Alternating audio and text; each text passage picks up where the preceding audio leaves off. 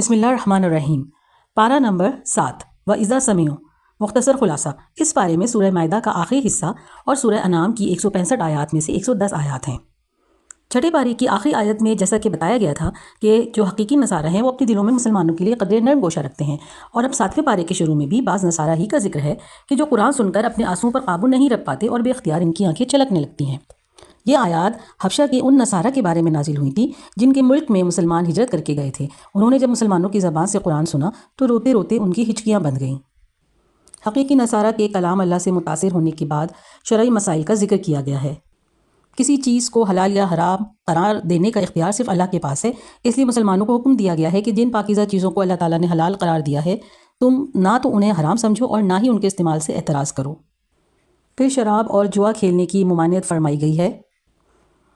احرام کی حالت میں خشکی کا شکار جائز نہیں، البتہ سمندر اور دریا میں رہنے والے جانوروں کا شکار حالت احرام میں بھی جائز ہے۔ آیت نمبر 94 اور 96۔ احرام کی مناسبت سے ہی اللہ تعالیٰ نے بیت الحرام یعنی کعبہ اور شہر حرام کا بھی تذکرہ کیا ہے۔ یہ کعبے کی خصوصیت ہے کہ اللہ تعالیٰ نے اسے اور اس کے گرد و پیش کے علاقے کو حرم قرار دیا ہے۔ زمانہ جاہلیت میں مشرکین نے بہت سارے جانور حرام قرار دے رکھے تھے، تو آیت نمبر 103 میں واضح طور پر بتا دیا گیا ہے کہ یہ مشرکین کا جھوٹ اور افطرا ہے، ورنہ اللہ تعالیٰ نے ان میں سے کسی بھی جانور کو حرام قرار نہیں دیا ہے۔ پھر آگے تنبیہ کی گئی ہے کہ اگر کسی انسان کو موت کی آہٹ محسوس ہونے لگے تو اسے چاہیے کہ وہ قابل وصیت امور کے بارے میں وصیت کر جائے۔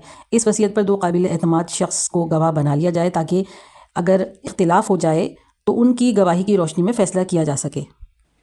حلال و حرام کے ان مسائل کے بعد قیامت کے دن کی منظر کشی کی گئی ہے، جب تمام رسولوں کو جمع کر کے ان سے سوال جواب کیا جائے گا کہ کیا تم نے میرا پیغام اپنے بندوں تک پہنچایا تو تم کو کیا جواب دیا گیا۔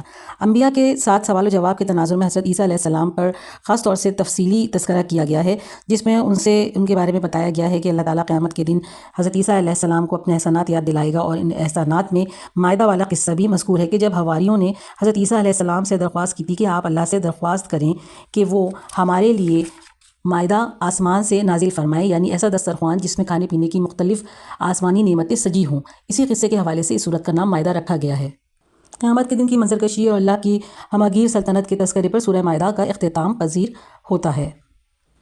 پھر سورہ انعام شروع ہوتی ہے۔ سورۃ الانعام یعنی اس کا مطلب ہے مویشی۔ اس میں مویشیوں کے بارے میں اہل عرب کی توہمات کی تردید کی گئی ہے، اسی لیے اس کا نام سورۃ الانعام رکھا گیا ہے۔ یہ مکی صورت ہے، اور مکی صورتوں میں عام طور پر 3 بنیادی عقائد سے بحث کی جاتی ہے، یعنی توحید، رسالت اور آخرت۔ اس صورت کی ایک نمایاں خصوصیت یہ ہے کہ اس میں مشرکین کے غلط عقائد کی تردید کے لیے تقریر اور تلقین دونوں اسلوب اختیار کیے گئے ہیں، جیسا کہ فرمایا گیا ہے اور وہ بندوں پر غالب ہے اور تم پر نگہبان مقرر کیے رکھتا ہے، اور وہی تو ہے جو رات کو نیند کی حالت میں تمہاری روح قبض کر لیتا ہے اور جو کچھ تم دن میں کرتے ہو اس سے خبر رکھتا ہے۔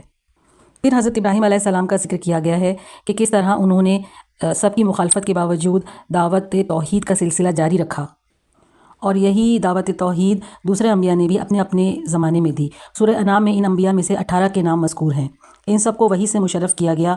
ان کے علاوہ بھی بے شمار انبیاء دنیا میں آئے ہیں، لیکن ان کے نام قرآن میں مذکور نہیں۔ توحید و رسالت کے بعد بعث و جزا کا ذکر ہے۔ فرمایا گیا کہ تمہیں اللہ قیامت کے دن ضرور جمع کرے گا، اس میں کوئی شک نہیں۔ وحی اور نبوت کے بعد دوبارہ ایسے دلائل ذکر کیے گئے ہیں جو خالق کے وجود، اس کے علم، قدرت اور حکمت کے کمال پر دلالت کرتے ہیں۔ ان دلائل سے اس طرف متوجہ کیا گیا ہے کہ اللہ تعالیٰ کی قدرت پر غور و فکر اور تدبر کرنا، اس پہ زور دیا گیا ہے۔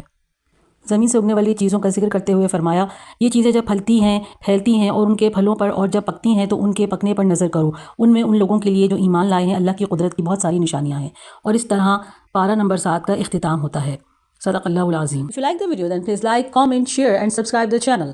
Hit the bell icon and click on all. Thank you. جزاکم اللہ خیرا کثیرا۔